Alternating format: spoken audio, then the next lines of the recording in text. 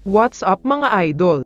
Meralco, may babala na agad para sa Hinebra. Pero bago mo sana ipagpatuloy ang panonood mo, ay huwag mong kalimutan na mag-subscribe bilang suporta sa aking YouTube channel. Maraming salamat idol. Mabilisang update lang tayo tungkol kay Robert Bolick, dahil official nang eliminated ang NLEX sa playoffs, kaya ang pangarap niya na makakuha ng Best Player of the Conference Award ay naglaho na rin.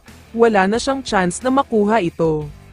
Nakakapanghinayang lang dahil nangunguna na siya sa BPC ladder, malayo ang agwat ng mga players na kasunod niya, pero dahil nga laglag na sila ngayon kaya nabura na talaga ang matagal na niyang inaasam na BPC award. Samantala, pag-usapan natin ngayon ang naging serye ng Meralco Bolts at NLEX Road Warriors.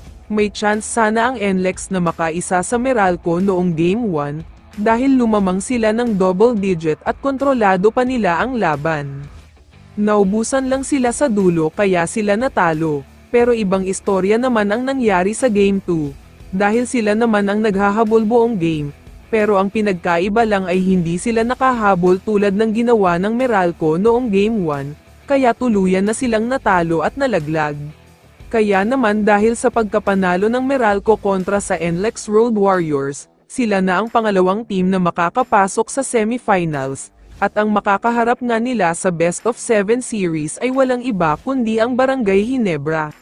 Alam naman nating lahat kung gaano katindi ang rivalry ng dalawang teams na ito, madalas silang naghaharap sa Governor's Cup Finals.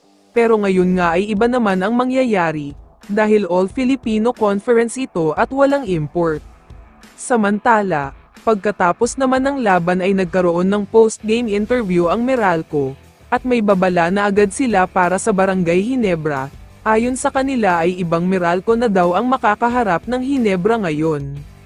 Kung dati ay palagi lang tinatalo ng Hinebra ang Meralco kada playoffs, pero ngayon ay ibang usapan na daw, dahil kung babalikan natin ang naging paghaharap nila sa elimination round, tinambakan talaga ng husto ng Meralco ang Hinebra.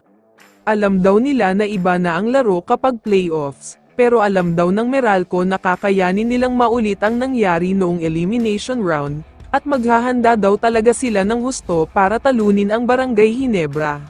Sa tingin ko ay magiging magandang serye talaga ito, Best of 7 series kaya siguradong maraming adjustment, parehong may magaling na coach at players, kaya dapat talaga nating abangan dahil sobrang matinding serye talaga ito.